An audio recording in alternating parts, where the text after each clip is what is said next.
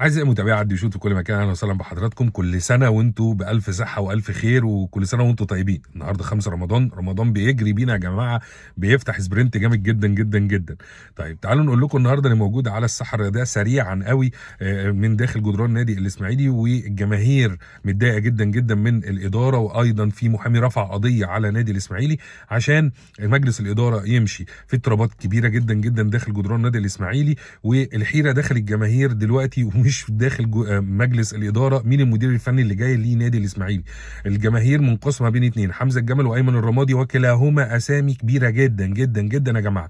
ولكن المشكله اللي هتقابل اي مدير فني اللي موجود، هل السكواد اللي موجود في نادي الاسماعيلي دلوقتي هو اللي هيؤدي الغرض لنادي الاسماعيلي؟ هو اللي هيوفي بكل حاجه لنادي الاسماعيلي؟ النادي الاسماعيلي موقوف، كلنا عارفين موقوف قيد فترتين، فمش عارفين ايه اللي جاي، ومجلس الاداره مش عارف برضو ايه اللي جاي بصراحه ربنا. فنادي الاسماعيلي في مهب الريح. تعالوا نطير سريعا داخل جدران القلعه البيضاء، نادي الزمالك. نادي الزمالك بيعيش حاله من الاستقرار الفني كبيره جدا. باسيرو بصراحه عامل شغل حلو قوي قوي داخل جدران نادي الزمالك. يا جماعه خلينا نقول لكم برضو ان في يعني روتيشن بيتعمل حلو قوي قوي، وفي مستويات كويسه بتتقدم، والاداء باين في ارضيه الملعب من ساعه مباراه النادي الاهلي. ده فيما يخص نادي الزمالك. فنادي الزمالك عنده استقرار كويس جدا داخل جدرانه. تعالوا نروح للنادي الاهلي. النادي الاهلي هيقابل النهارده فريق طلائع الجيش، ولكن في اخبار ساره لجماهيره بخصوص اللعيبه المصابه.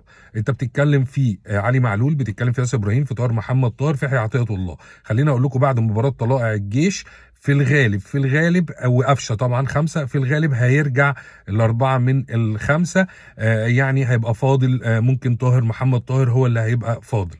طيب في حاجه تانية، يعني قال لك ان في لجنه الكره وصت ان في 2 لعيبه اجانب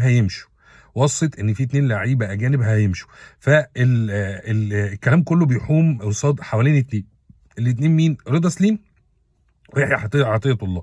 يحيى عطيه الله لغايه دلوقتي النادي الاهلي ما فعلش بند الشراء بتاعه. ده فيما يخص النادي الاهلي. تعالوا نقول لكم ان 21 مارس منتخب مصر هيلعب في تصفيات كاس العالم ان شاء الله، وباذن الله يكسب. عايزين نحيي الكابتن وائل رياض ومنتخب المحليين قبل ما نختم، لانهم قدموا مباراه رائعه جدا جدا في جنوب افريقيا امام جنوب افريقيا، وكنا متقدمين وضيعنا واتعادلنا بلعيبه بتلعب في الدرجه الثانيه والدرجه الثالثه، عشان تعرفوا ان احنا عندنا لعيبه قويه جدا جدا ولعيبه جامده جدا جدا جدا.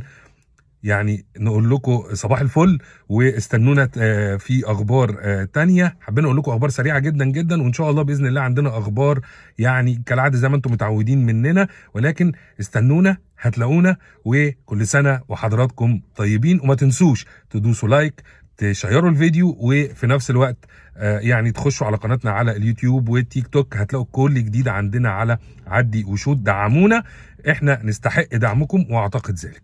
السلام عليكم.